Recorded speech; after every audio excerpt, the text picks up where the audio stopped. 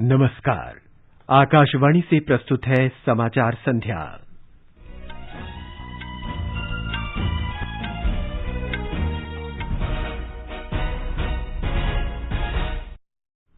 भीषण चक्रवाती तूफान ताउते के मंगलवार तड़के गुजरात तट को पार करने की संभावना, मछुआरों को अरब सागर में न जाने की सलाह।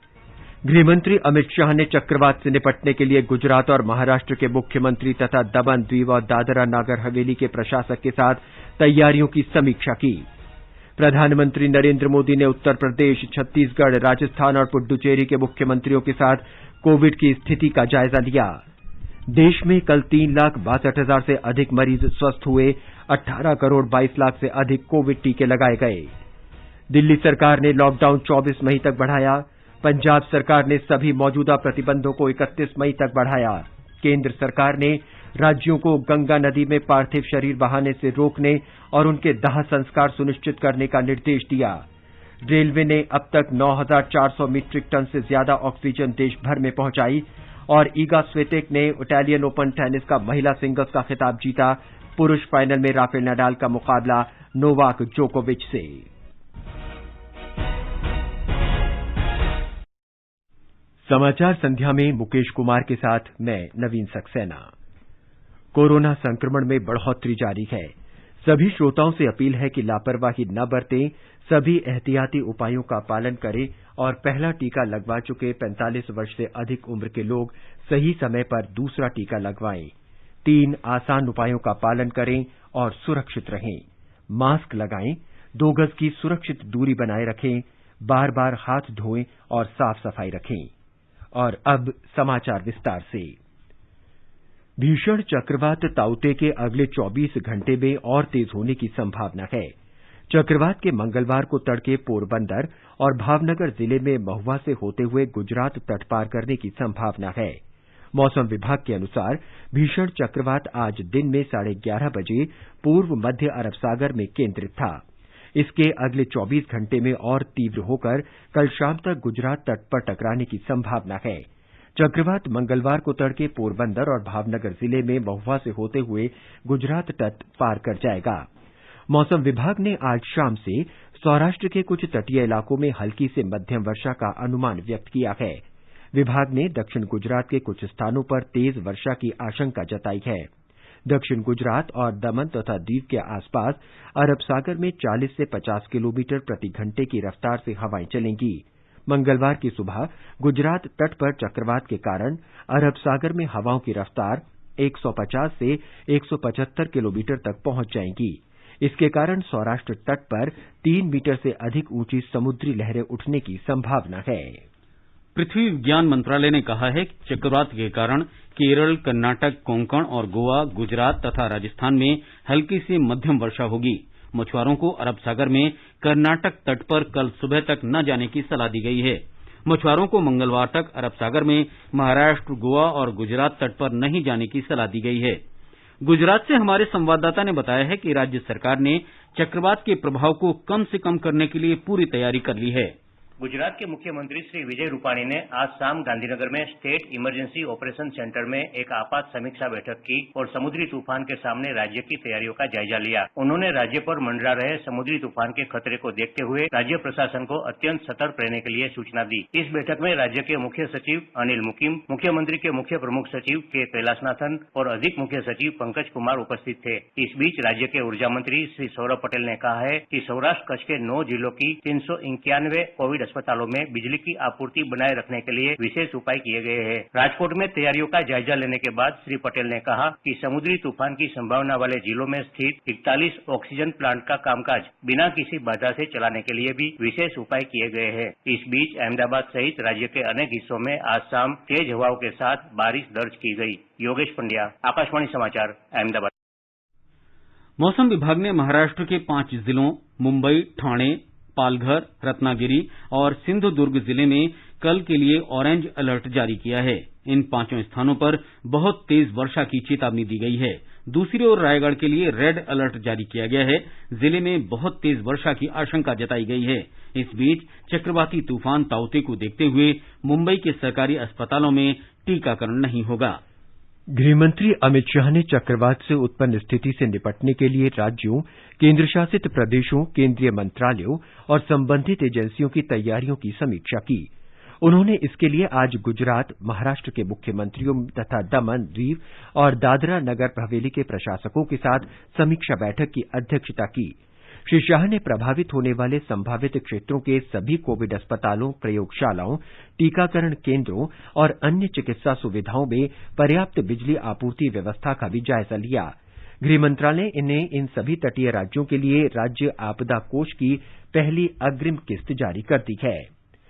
पोत, परिवहन और जलमार्ग राज्य मंत्री मनसुख मांडविया ने भी चक्रवाती तूफान के संदर्भ में आज पश्चिमी तट के सभी बंदरगाहों और सभी राज्यों के नौवहन बोर्डों की तैयारियों की समीक्षा की। उन्होंने कहा कि सभी संस्थानों को तूफान से होने वाले नुकसान को कम से कम करने का प्रयास करना चाहिए। बंदरगाहों में किसी भी स्थिति से निपटने के लिए तैयार रहने का आश्वासन दिया है। कैबिनेट सचिव राजीव गौबा की अध्यक्षता में राष्ट्रीय संकट प्रबंधन समिति एनसीएमसी ने चक्रवाती तूफान से निपटने के लिए केंद्रीय और राज्यों के मंत्रालयों की तैयारियों की समीक्षा की। एनडीआरएफ ने राहत और बचाव कार्य के लिए 79 टीम तैनात की हैं और 22 टीमों को अलर्ट पर रखा गया है। श्री गौबा ने कहा कि तूफान प्रभावित क्षेत्रों से लोगों को निकालने के पूरे प्रयास किए जाएं ताकि जानमाल की कम से कम नुकसान हो सके। भारतीय जनता पार्टी के राष्ट्रीय अध्यक्ष जगत प्रकाश नड्डा ने गोवा, महाराष्ट्र, केरल, कर्नाटक, गुजरात और दमन और दीव के सांसदों, विधायकों और पदाधिकारियों के साथ वीडियो कॉन्फ्रेंस के माध्यम से एक बैठक में राहत कार्यों की समीक्षा की। श्री नड्डा ने कहा कि कोविड दिशा निर्देशों का पालन करते हुए हर संभव सहायता उपलब्ध कराई जाएगी। प्रधानमंत्री नरेंद्र मोदी ने आज उत्तर प्रदेश, छत्तीसगढ़, राजस्थान और पुडुचेरी के मुख्यमंत्रियों से बातचीत कर कोरोना महामारी की दूसरी लहर से उत्पन्न स्थिति का आकलन किया। उन्होंने स्थिति से निपटने में राज्य सरकारों की महामारी प्रबंधन रणनीति का भी जायजा लिया।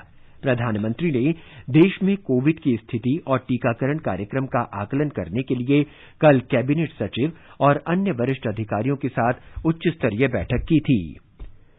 स्वास्थ्य मंत्रालय ने बताया है कि देश में कल 3,11,170 लोगों में संक्रमण की पुष्टि हुई। कल 3,62,000 से अधिक लोग स्वस्थ हुए और स्वस्थ होने की दर बढ़कर 84.25% हो गई है। देश में अब तक 2 करोड़ 7 लाख से अधिक कोविड मरीज संक्रमण मुक्त हो चुके हैं। इस समय 36,18,000 से अधिक लोग इस महामारी से पीड़ित हैं। महाराष्ट्र, कर्नाटक, छत्तीसगढ़, दिल्ली, तमिलनाडु, उत्तर प्रदेश, पंजाब, मध्य प्रदेश, गुजरात और केरल सहित 10 राज्य महामारी के प्रमुख केंद्र बने हुए हैं। नए संक्रमित मरीजों में से लगभग 75% मरीज इन्हीं 10 राज्यों से हैं। कल कोविड से 4,077 लोगों की मृत्यु हो गई। महामारी से मरने वालों की संख्या बढ़कर 2,70,284 हो गई है। देश में अब तक 31 करोड़ 48 लाख से अधिक कोविड जांच हुई हैं। कल देश में 18,32,000 जांच की गई। कोविन डिजिटल प्लेटफॉर्म पर कोविशील्ड वैक्सीन के 2 टीकों के बीच की अवधि बढ़ाकर 12 से 16 सप्ताह कर दी गई है। स्वास्थ्य मंत्रालय ने कहा है कि मीडिया की कुछ रिपोर्ट में कहा गया है कि जिन लोगों ने कोविशील्ड के दूसरे टीके के लिए 84 दिन से पहले ही बुकिंग करा ली थी, उन्हें टीकाकरण केंद्र से बिना टीका लगाए ही वापस भेजा जा रहा है। मंत्रालय ने स्पष्ट किया कि कोविन डिजिटल प्लेटफॉर्म पर इस बारे में जरूरी बदलाव कर दिए गए हैं। अब कोविशील्ड वैक्सीन के दूसरे टीके के लिए ऑनलाइन पंजीकरण 84 दिन से पहले नहीं होगा, वहीं पहले से किए गए पंजीकरण मान्य होंगे। हालांकि लाभार्थियों को दूसरे टीके का पंजीकरण 84 दिन बाद अपना पंजीकरण दोबारा करवाने की सलाह दी गई है। केंद्र सरकार ने राज्यों और केंद्र शासित प्रदेशों से इस बदलाव से पहले ही दूसरे टीके के लिए बुकिंग कराने वालों को टीका लगाने को कहा है। मंत्रालय ने राज्यों और केंद्र शासित प्रदेशों को टीकाकरण केंद्रों पर पहले से ही बुकिंग कराने वालों को बिना टीका लगाए वापस न भेजने का निर्देश देने को कहा है। स्वास्थ्य मंत्रालय ने कहा है कि केंद्र ने अब तक राज्यों और केंद्र शासित प्रदेशों को 20 करोड़ से अधिक वैक्सीन निःशुल्क उपलब्ध कराई है। राज्यों और केंद्र शासित प्रदेशों के पास 1 करोड़ 84 लाख से अधिक कोविड वैक्सीन अब भी उपलब्ध हैं। करीब 51 लाख वैक्सीन अगले 3 दिन में राज्यों और केंद्र शासित प्रदेशों को भेज दी जाएगी। देश में अब तक 18 करोड़ 22 लाख से अधिक कोविड टीके लगाए गए हैं। स्वास्थ्य मंत्रालय ने बताया कि कल 17,33,000 से अधिक कोविड टीके लगाए गए। इनमें से 11,19,000 से अधिक लोगों ने पहला और लगभग 6 लाख लोगों ने दूसरा टीका लगवाया है। मंत्रालय ने बताया है कि तीसरे चरण में 18 से 44 वर्ष के आयु वर्ग में अब तक 48,21,000 से अधिक टीके लगाए गए हैं। रूस के राजदूत निकोला कुदाशेव ने कहा है कि भारत में स्पुतनिक वैक्सीन का उत्पादन शीघ्र ही शुरू हो जाएगा। उन्होंने कहा कि जल्द ही इसकी क्षमता बढ़ाकर 85 करोड़ वैक्सीन प्रतिवर्ष कर दी जाएगी। रूसी वैक्सीन की दूसरी खेप भारत पहुंचने के बाद आज श्री कुदाशेव ने कहा कि बहुत जल्द स्पुतनिक लाइट वैक्सीन भी जारी करने की योजना बनाई जा रही है। स्पुतनिक लाइट का एक ही टीका पर्याप्त होगा। Sputnik V is the Russian-Indian vaccine. We expect that its production in India will be gradually increased up to 850 million doses per year. There are plans to introduce a single-dose vaccine soon in India, Sputnik Light. The efficacy of the Sputnik V is well known in the world. Back in Russia, it is being successfully used to vaccinate citizens. केंद्र ने राज्यों और केंद्र शासित प्रदेशों को महत्वपूर्ण औषधि रेमडेसिविर की आपूर्ति बढ़ा दी है। रसायन और उर्वरक मंत्री डीवी सदानंद गौड़ा ने कहा कि विभिन्न राज्यों और केंद्र शासित प्रदेशों में रेमडेसिविर की आवश्यकता और पर्याप्त उपलब्धता सुनिश्चित करने के लिए इसके समग्र उत्पादन और आवंटन को बढ़ाया गया है। संशोधित आपूर्ति योजना के तहत दिल्ली, महाराष्ट्र, कर्नाटक, छत्तीसगढ़ और गुजरात जैसे राज्यों के लिए आवंटन में महत्वपूर्ण वृद्धि हुई है। रेलवे देश भर में विभिन्न राज्यों को अभी तक 590 टैंकरों में 9,440 टन चिकित्सा ऑक्सीजन की आपूर्ति कर चुकी है। तकरीबन 150 ऑक्सीजन एक्सप्रेस अपनी यात्राएं पूरी कर चुकी हैं। इसके अलावा 55 टैंकरों में 970 टन से अधिक ऑक्सीजन लेकर 12 ऑक्सीजन एक्सप्रेस रास्ते में हैं। कई देशों और संगठनों से मिल रही मदद को केंद्र सरकार शीघ्रता से राज्यों और केंद्र शासित प्रदेशों को भेज रही है। सरकार को अब तक 11,000 से अधिक ऑक्सीजन कंसंट्रेटर, 13,000 से अधिक ऑक्सीजन सिलेंडर, 19 ऑक्सीजन उत्पादन संयंत्र और 5,30,000 रेमडेसिविर टीके भेजे गए हैं। पिछले 2 दिन के दौरान Kazakhstan, Japan, Switzerland, Canada, America, मिस्र और ब्रिटेन से 100 ऑक्सीजन कंसंट्रेटर, 300 ऑक्सीजन सिलेंडर और 40,000 रेमडेसिविर टीके मिले हैं। केंद्र सरकार ने राज्य सरकारों को गंगा नदी में पार्थिव शरीर बहाने से रोकने और उनका गरिमापूर्ण अंतिम संस्कार सुनिश्चित करने को निर्देश दिए हैं। जल शक्ति मंत्रालय के सचिव पंकज कुमार ने कहा कि जल की गुणवत्ता सुनिश्चित करने के लिए युद्ध स्तर पर कार्य किया जाना चाहिए। जल शक्ति सचिव ने कल उत्तर प्रदेश और बिहार में स्थिति की समीक्षा की थी। सचिव ने कहा था कि ऐसी घटनाओं को रोकने के लिए गंगा नदी और अन्य नदियों के किनारे बसे शहरों और ग्रामीण इलाकों में ध्यान देने की जरूरत है। उन्होंने इस संबंध में CWC, CPCB और राज्य प्रदूषण नियंत्रण बोर्ड को भी अपनी कार्य योजना देने को कहा था। स्वास्थ्य मंत्रालय ने अर्ध शहरी, ग्रामीण और जनजातीय क्षेत्रों में कोविड नियंत्रण और प्रबंधन के बारे में मानक संचालन प्रक्रिया जारी की है। एक रिपोर्ट। मंत्रालय ने कहा कि शहरी क्षेत्रों में कोविड रोगियों की संख्या बढ़ रही है, लेकिन अर्ध शहरी, ग्रामीण और जनजातीय क्षेत्रों में भी अब संक्रमित लोगों की संख्या धीरे धीरे बढ़ रही है। स्वास्थ्य मंत्रालय ने कहा कि लगभग 80 से 85% कोविड रोगियों में कोरोना संक्रमण के लक्षण नहीं होते या हल्के लक्षण होते हैं। इन रोगियों को अस्पताल में भर्ती कराने की आवश्यकता नहीं है और इन्हें घर पर ही या कोविड केयर आइसोलेशन सेंटर में ठीक किया जा सकता है। कोविड रोगियों की निगरानी के लिए ऑक्सीजन के स्तर पर नजर रखना महत्वपूर्ण है। प्रत्येक गांव में पर्याप्त संख्या में ऑक्सीमीटर या थर्मामीटर होने चाहिए। ग्राम स्वास्थ्य, स्वच्छता और पोषण समिति को इन उपकरणों के प्रावधान के लिए संसाधन जुटाने चाहिए। कोविड रोगियों के परिवारों के लिए पल्स ऑक्सीमीटर और थर्मामीटर उपलब्ध कराना चाहिए। इसमें आंगनवाड़ी कार्यकर्ताओं और ग्रामीण स्तर के स्वयंसेवकों की सहायता ली जानी चाहिए। दीपेंद्र की रिपोर्ट के साथ समाचार कक्ष से मैं शिव प्रकाश मिश्र। ये समाचार हमारी वेबसाइट newsonair.com/hindi और हमारे mobile app news on AIR पर भी उपलब्ध हैं। चलो मिलकर एक शुरुआत करें, चलो एक फैसला आज करें, मास्क नहीं तो टोकेंगे, कोरोना को रोकेंगे, चलो एक इरादा करते हैं,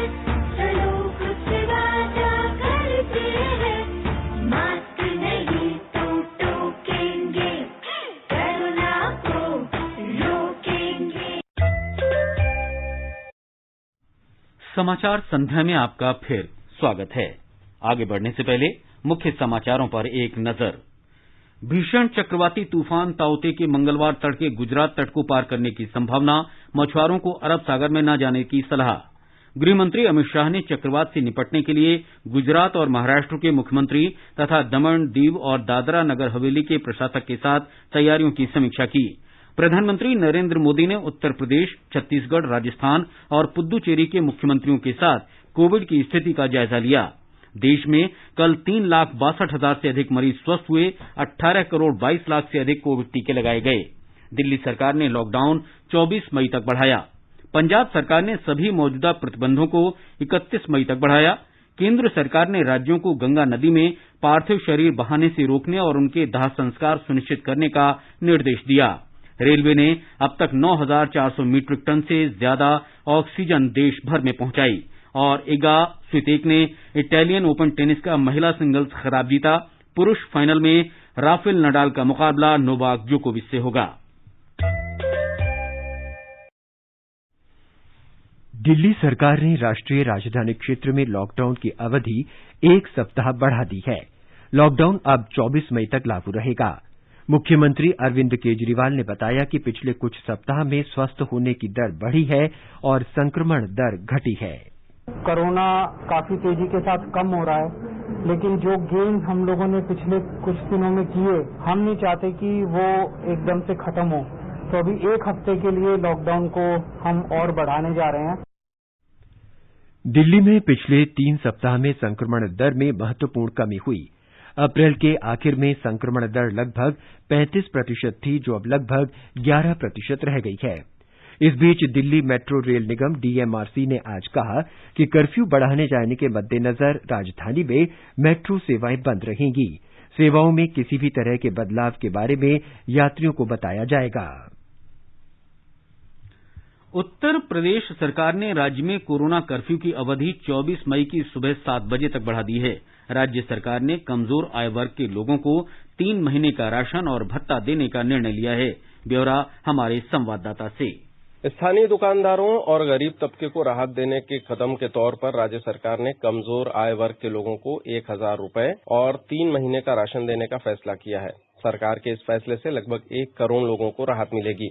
मुख्यमंत्री योगी आदित्यनाथ की अध्यक्षता में हुई उच्च स्तरीय बैठक में यह भी तय किया गया कि 20 मई से बेसिक शिक्षा विभाग को छोड़कर शेष सभी स्तर के शैक्षिक संस्थानों में ऑनलाइन कक्षाएं शुरू की जा सकेंगी।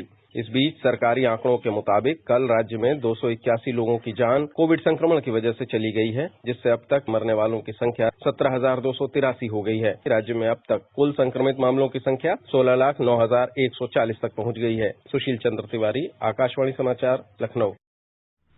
पंजाब सरकार ने सभी मौजूदा प्रतिबंधों को 31 मई तक बढ़ाने का आदेश दिया है।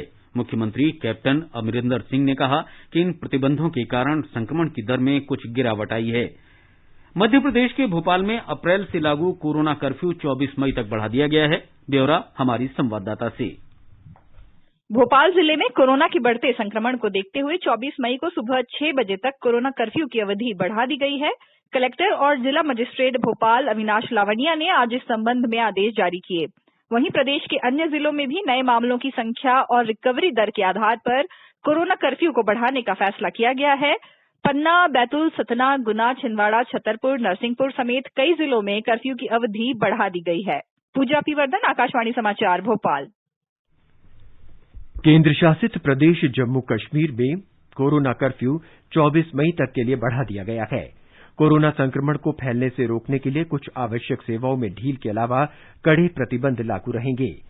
त्रिपुरा सरकार ने कल से 26 जुलाई तक अगरतला में कर्फ्यू लगाने की घोषणा की है।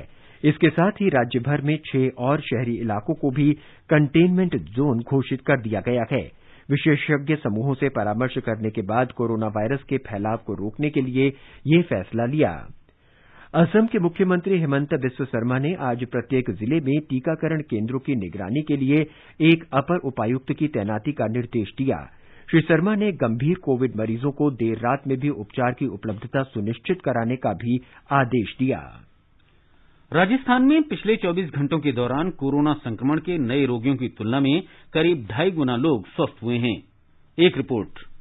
प्रदेश में जारी लॉकडाउन के कारण पिछले 9 दिन से लगातार नए मामलों की संख्या में कमी दर्ज की जा रही है। पिछले 24 घंटे में पॉजिटिविटी दर भी घटकर 15% के नीचे आ गई। जयपुर, जोधपुर, उदयपुर, कोटा, भरतपुर तथा अलवर में संक्रमितों की संख्या में कमी आई है। इसके बावजूद इन शहरों में अभी भी संक्रमण के मामले बड़ी संख्या में सामने आ रहे हैं। गाँव में संक्रमण की जल्द पहचान के लिए रैपिड एंटीजन टेस्ट की सुविधा शुरू की जा रही है। इस बीच प्रदेश में कोरोना की आपदा से निपटने के लिए बड़ी संख्या में संस्थाएं और व्यक्ति सहयोग के लिए आगे आए हैं और वे प्रशासन को जरूरी संसाधन उपलब्ध करा रहे हैं। कई संस्थाएं और संगठन जरूरतमंद लोगों को भोजन व राशन सामग्री भी वितरित कर रहे हैं।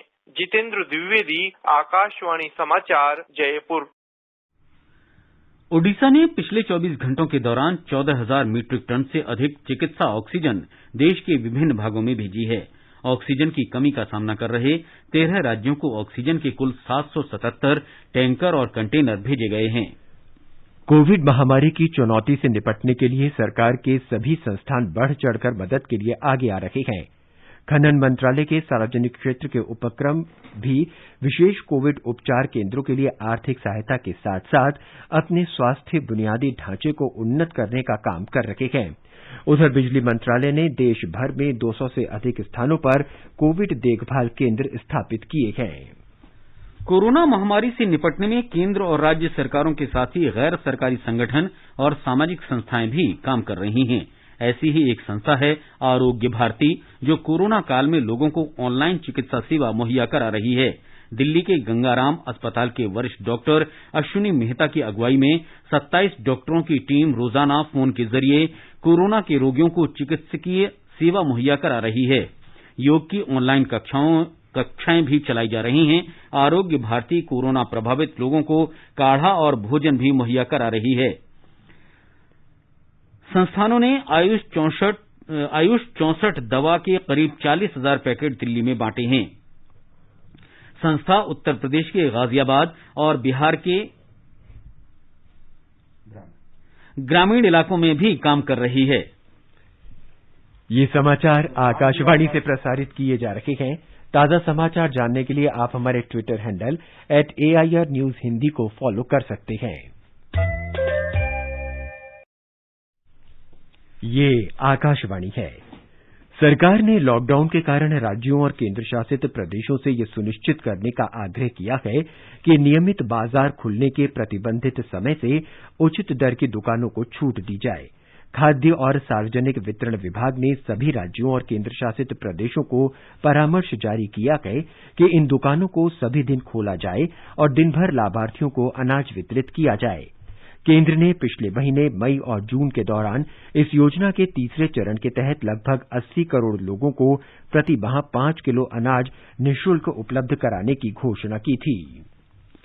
सरकार ने कहा है कि कोरोना महामारी की स्थिति में दबाव झेल रहे बच्चों की जानकारी, उनकी तस्वीरें और संपर्क सोशल मीडिया पर साझा नहीं की जानी चाहिए। कानून के अनुसार उनकी पहचान सार्वजनिक नहीं की जानी चाहिए। महिला और बाल विकास मंत्री स्मृति ईरानी ने कहा है कि ऐसे बच्चे जिनके माता पिता महामारी के कारण नहीं रहे हों, तो उनकी सूचना पुलिस बाल कल्याण समिति या चाइल्ड हेल्पलाइन 1098 पर दी जानी चाहिए। उन्होंने कहा कि ऐसे बच्चों का कानूनी रूप से गोद दिया जाना सुनिश्चित किया जाना चाहिए। राष्ट्रीय बाल अधिकार संरक्षण आयोग के अध्यक्ष प्रियांक कानूनगो ने आकाशवाणी से कहा कि ऐसे बच्चे को बाल कल्याण समिति को दिया जाना चाहिए, जो बच्चे के हित में आवश्यक कार्रवाई करेगी। प्रधानमंत्री नरेंद्र मोदी ने प्रोफेसर MS नरसिम्हन के निधन पर संवेदना व्यक्त की है। श्री मोदी ने कहा कि श्री नरसिम्हन को एक ऐसे आदर्श गणितज्ञ के रूप में याद किया जाएगा जिन्होंने विश्व भर में अपना प्रभाव स्थापित किया था। उन्होंने कहा कि प्रोफेसर नरसिम्हन ने गणित से हटकर भी अपने कार्य की अमिट छाप छोड़ी थी। रेलवे ने 5 वर्ष में 6,000 रेलवे स्टेशनों पर वाईफाई सुविधा शुरू की है। रेल मंत्रालय ने बताया है कि रेलवे डिजिटल इंडिया पहल में निरंतर योगदान दे रही है और देश में हाई स्पीड वाईफाई सुविधा उपलब्ध करवा रही है। इससे ग्रामीण और शहरी इलाकों के बीच डिजिटल अंतर दूर हो रहा है और ग्रामीण इलाकों में डिजिटल सुविधा बढ़ रही है। झारखंड में कल हजारीबाग रेलवे स्टेशन पर वाईफाई सुविधा शुरू होने के साथ 6000 स्टेशनों पर ये सुविधा उपलब्ध हो गई है। रेलवे ने जनवरी 2016 में मुंबई रेलवे स्टेशन पर वाईफाई सुविधा उपलब्ध कराने के साथ ये सुविधा प्रारंभ की थी। ये सुविधा रेल टेल की सहायता से उपलब्ध कराई जा रही है। इजराइल सेना ने कहा है कि गाजा में हमास के साथ जारी संघर्ष के दौरान अब तक सबसे अधिक रॉकेट हमले इजराइल क्षेत्र में हुए हैं। हमास ने सोमवार से इजराइल की ओर तकरीबन 3000 रॉकेट दागे हैं। इजराइल के प्रधानमंत्री बेंजामिन नेतन्याहू ने हमास के रॉकेट हमलों का पूरी ताकत से जवाब देने को जारी रखने को कहा है। इस बीच दुनिया के कई देशों ने हिंसा समाप्त करने का आह्वान किया है। जर्मनी के विदेश मंत्री हाइको मास ने कहा कि दोनों के बीच संघर्ष रुकना जरूरी है। यूरोपीय संघ ने हिंसा खत्म करने का आह्वान किया है। इटालियन ओपन टेनिस प्रतियोगिता के महिला सिंगल्स का खिताब पोलैंड की इगा स्वितेक ने जीत लिया है। फाइनल में इगा ने चेक गणराज्य की कैरोलिना प्लिस्कोवा को हराया। अब से कुछ देर बाद पुरुष सिंगल्स फाइनल में सर्बिया के नोवाक जोकोविच का मुकाबला 9 बार के चैंपियन स्पेन के राफेल नडाल से होगा। ऊंची कूद एथलीट तेजस्विनी शंकर ने अमेरिका में बिग 12 आउटडोर ट्रैक और फील्ड चैंपियनशिप में स्वर्ण पदक जीत लिया है। तेजस्विनी ने 2.28 मीटर की छलांग लगाकर ये खिताब जीता, लेकिन वो टोक्यो ओलंपिक के लिए क्वालिफाई नहीं कर पाईं। महाराष्ट्र के बुल्ढाना जिले की जीव विज्ञान और कीटाणु विज्ञान की छात्रा साक्षी कैलाश वा ने आलसी भालू पर कहानी लेखन के लिए WCB रिसर्च फाउंडेशन का प्रथम पुरस्कार जीता है। साक्षी ने भारतीय भालुओं की दुर्लभ प्रजाति आलसी भालू पर अनुसंधान कर रहे अपने 2 प्रोफेसरों के स्टे होम चैलेंज प्रतियोगिता में हिस्सा लिया था। आकाशवाणी से बातचीत में साक्षी कैलाश ने कहा कि उसने स्थानीय और ग्रामीण जनों के लिए ये कहानी लिखी जो आलसी भालू के प्राकृतिक आवास के संपर्क में आते रहते हैं। और अब एक नजर कल के मौसम पूर्वानुमान पर। राष्ट्रीय राजधानी दिल्ली में आंशिक रूप से बादल छाए रहेंगे और गरज के साथ बारिश हो सकती है। तापमान 23 से 38 डिग्री सेल्सियस के आसपास रहेगा। मुंबई में सामान्यतः बादल छाए रहेंगे और तेज बारिश हो सकती है। तापमान 26 और 36 डिग्री सेल्सियस के बीच रहने का अनुमान है। चेन्नई में भी आमतौर पर बादल छाए रह सकते हैं और हल्की बारिश या बूंदाबांदी होने की संभावना है। न्यूनतम तापमान 29 और अधिकतम तापमान 37 डिग्री सेल्सियस रहने के आसार हैं। कोलकाता में कहीं कहीं बादल छाए रहेंगे। तापमान 29 और 38 डिग्री सेल्सियस के बीच रहने की संभावना है। श्रीनगर में कहीं कहीं बादल छाए रह सकते हैं। तापमान 12 और 24 डिग्री सेल्सियस के बीच रहेगा। जम्मू में आमतौर पर आसमान साफ रहेगा। तापमान 23 और 37 डिग्री सेल्सियस के बीच रहने के आसार हैं। लेह में सामान्य रूप से बादल छाए रहने का अनुमान है। तापमान 3 और 16 डिग्री सेल्सियस के बीच रहेगा। गिलगित में आमतौर पर बादल छाए रहेंगे। तापमान 14 और 28 डिग्री सेल्सियस के आसपास रहने की संभावना है। मुजफ्फराबाद में कहीं कहीं बादल छाए रहेंगे। तापमान 15 और 32 डिग्री सेल्सियस के बीच रहने का अनुमान है। समाचार कक्ष से वीरेंद्र कौशिक। अंत में मुख्य समाचार एक बार फिर। भीषण चक्रवाती तूफान ताउते के मंगलवार तड़के गुजरात तट को पार करने की संभावना। मछुआरों को अरब सागर में न जाने की सलाह। गृहमंत्री अमित शाह ने चक्रवात से निपटने के लिए गुजरात और महाराष्ट्र के मुख्यमंत्री तथा दमन दीव और दादरा नगर हवेली के प्रशासक के साथ तैयारियों की समीक्षा की। प्रधानमंत्री नरेंद्र मोदी ने उत्तर प्रदेश, छत्तीसगढ़, राजस्थान, पुडुचेरी के मुख्यमंत्रियों के साथ कोविड की स्थिति का जायजा लिया। देश में कल 3,62,000 से अधिक मरीज स्वस्थ हुए। 18 करोड़ 22 लाख से अधिक कोविड टीके लगाए गए। दिल्ली सरकार ने लॉकडाउन 24 मई तक बढ़ाया। पंजाब सरकार ने सभी मौजूदा प्रतिबंधों को 31 मई तक बढ़ाया। केंद्र सरकार ने राज्यों को गंगा नदी में पार्थिव शरीर बहाने से रोकने और उनके दाह संस्कार सुनिश्चित करने का निर्देश दिया। रेलवे ने अब तक 9,400 मीट्रिक टन से ज्यादा ऑक्सीजन देश भर में पहुंचाई। और इगा स्वितेक ने इटालियन ओपन टेनिस टूर्नामेंट का महिला सिंगल्स का खिताब जीता। पुरुष फाइनल में राफेल नाडाल का मुकाबला नोवाक जोकोविच से होगा। इसके साथ ही समाचार संध्या का ये अंक समाप्त हुआ। नमस्कार।